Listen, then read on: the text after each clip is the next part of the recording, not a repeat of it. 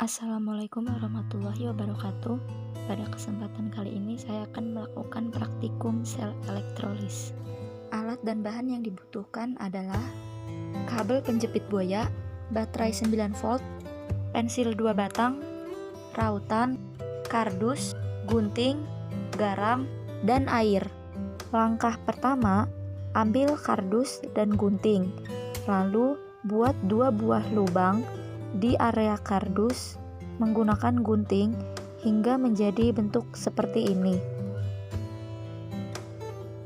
Langkah yang kedua, raut pensil menjadi 2 bagian, yaitu bagian atas dan bagian bawah hingga runcing. Pensil ini nantinya akan berperan sebagai elektroda. Elektroda yang nantinya ini adalah grafit yang ada di dalamnya. Grafit dalam pensil ini berperan sebagai elektroda. Lakukan hal yang sama pada pensil yang kedua hingga menjadi seperti ini. Selanjutnya, siapkan air dan masukkan garam.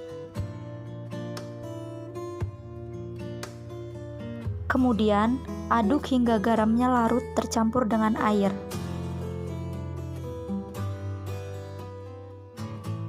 Langkah keempat, siapkan kardus yang sudah dibolongi dan 2 buah pensil yang sudah diraut runcing. Lalu masukkan pensil ke dalam lubang kardus hingga tingginya sama rata. Kemudian, siapkan baterai 9 volt. Fungsi baterai ini dalam sel elektrolisis adalah sebagai sumber listrik yang menghasilkan arus listrik searah dan memompa elektron yang dilepas oleh anoda menuju katoda. Selanjutnya, hubungkan baterai 9 volt dengan kabel penjepit buaya. Ini dilakukan untuk menghubungkan antara arus listrik menuju larutan NaCl. Masukkan pensil ke dalam larutan NaCl. Hubungkan kabel penjepit buaya pada ujung pensil untuk menyalurkan arus listrik ke dalam larutan NaCl melalui kabel penjepit buaya dan pensil. Sel elektrolisis ini mengubah energi listrik menjadi energi kimia yang berasal dari aliran elektron dalam bentuk arus listrik.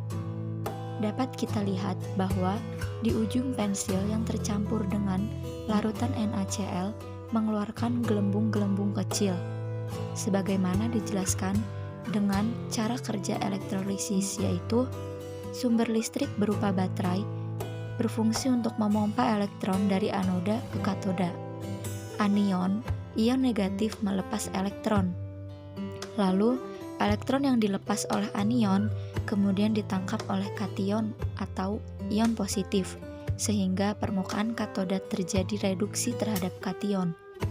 Elektron kemudian dikembalikan ke sumber arus melalui anoda, sehingga permukaan anoda terjadi reaksi oksidasi terhadap anion. Ada kompetisi antara kation elektrolit dengan molekul air atau pelarut, yaitu larutan NaCl, dalam menangkap elektron pada baterai 9 volt.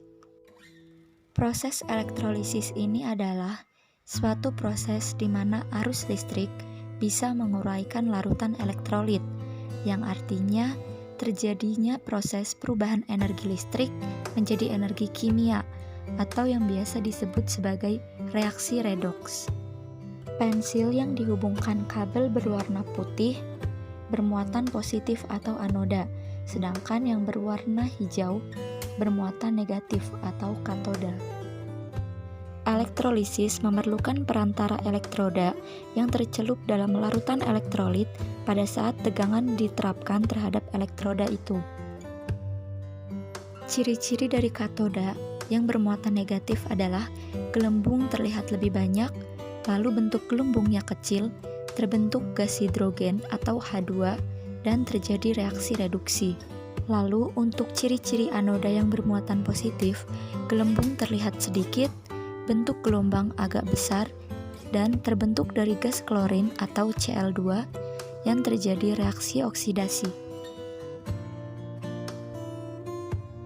Sekian video praktikum sel elektrolisis dari saya.